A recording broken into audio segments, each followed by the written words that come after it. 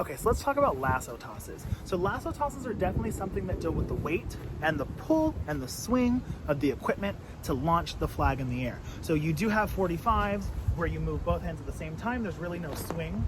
It's just more of like brute force to get the flag up. But then you have different tosses, like even like a single, where you kind of have to swing to launch the flag. So same thing for lasso tosses, we're having to feel heavy weight down before we pull back up.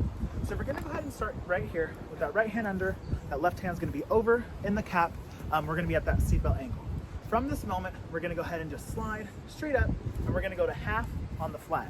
So if you have two tapes, you're gonna go right in the middle of them. If you have a half tape, you're gonna go right on it. If you have no tape, just try to find that half on your pull and then go to there. So again, I'm not going directly up, I'm going to that 45-degree angle, straight over, kind of like that unicorn thing. Okay, so now from that count one, we're at half on the flag, we're gonna pull down to count two. And notice that my hand is gonna go right behind my head, and it's gonna feel a really, really heavy pull down with the weight of that flag.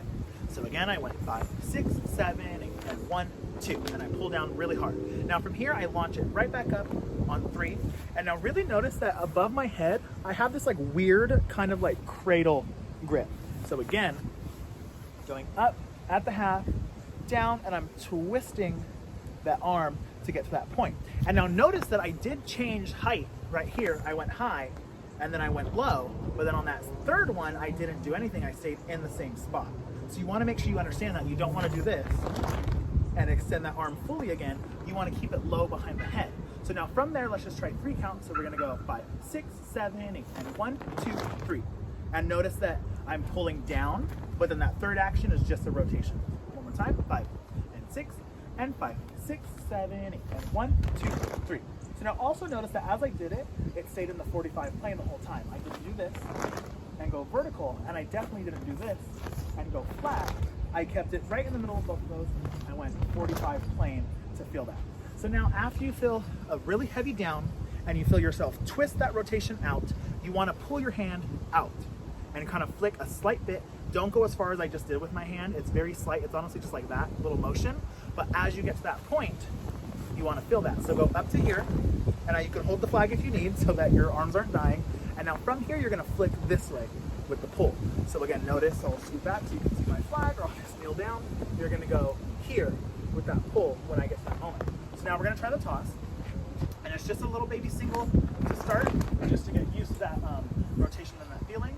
So you feel a really heavy down, heavy whip and grab. And again, notice that my hand went right back up and kind of whipped out into that toss. So again, it's not a crazy whip that goes out super far. It's just a very small one. Small, oh my God. It's just a very small one. I go up and small and grab. And again, up, small, and re-grab on that side of my body. So now let's try it one more time. Feel a really, really heavy weight. 5, 6, 7, 8, and 1, 2, 3, 4, 5. And then we'll try it this way. 5, 6, 7, 8, 1, 2, 3, 5. And again, you can kind of see that flag stays in that 45 plane the entire time that I'm doing this toss. So now you want to plie low, and you want to bend those knees really hard on that down. On count 2, I said bend those knees really hard. I meant bend those knees really low. Down so that you can spring up quickly and add extra energy and height and speed into that next toss. So that way I can, instead of doing a single, I can now do a single and a half because I'm going to plie with those legs. So I'm going to go up, plie, up, and grab. And now that plie is definitely adding height, energy, and rotation to my toss so that I'm catching with the silk down instead of catching with the silk up. So let's go ahead and try that again. We go 5 and 6, 5, 6, 7, 8, and 1, 2, 3, 4, 5. I'm going to catch just like that.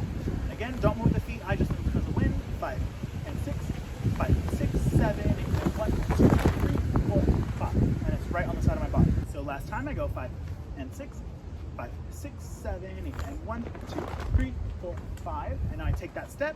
5, 6, 7, 8, and 1, 2, 3, 4, 5. And I'm dead. Now, same exact thing, you just add the plie, make it a single and a half, step that right foot across, and now we go 5, 6, 7, 8, and 1, 2, 3, 4, 5. And now I'm facing the back to catch. And then the other version, make it a little more advanced, let's go back to the light one, where we're grabbing with that silk up, And now we're gonna go ahead and catch over here, but we're gonna bring that right hand all the way around, and it's gonna grab instead of my left hand grab. So we're gonna be grabbing behind that back. And you can kind of see that my hand is under and my thumb is pointing up. And I do that with that little release. I go 5, 6, 7, 8, and 1, 2, 3, 4, 5. I catch. Try not to do what I just did. That's gonna come from tracking. If your flag goes too far to the left, that means that you held on too long. So that means that you did this and made that flag fall to the left. And then vice versa, if you release too soon, your flag is gonna go to the right, as you see. So you wanna get that perfect balance from that flick of the right hand to make it go straight up. Don't send it to the left. And a lot of people do think because you're catching on the left hip that you need to send it to the left, but remember that you're already catching like this. You know what I mean? So your toss is virtually in the same place as it was before. So don't change a thing about your toss. So now same thing. 5, 6, 7, 8, 1, 2, and light and grab. Awesome. And then if you need to lean a little bit, so go catch it, it's totally fine. Just try to make sure that you're staying stacked as much as possible as you're going through and learning this toss. And then, like I told you, if you hold on too long, it's gonna travel that way. And if you release too soon, it's gonna go that way. So make sure you you pull down and whip right back up, not pull down and then try to throw your hand some other wild direction.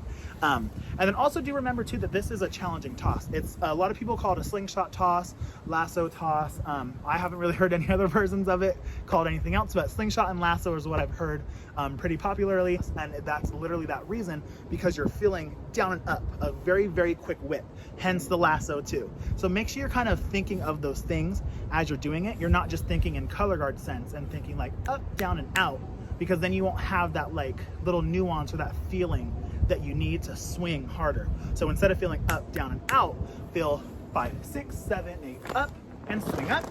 Like make a motion in your head or make some type of thing in your head to where your hand is gonna do that exact same feeling. So for me, I literally say that to my students all the time.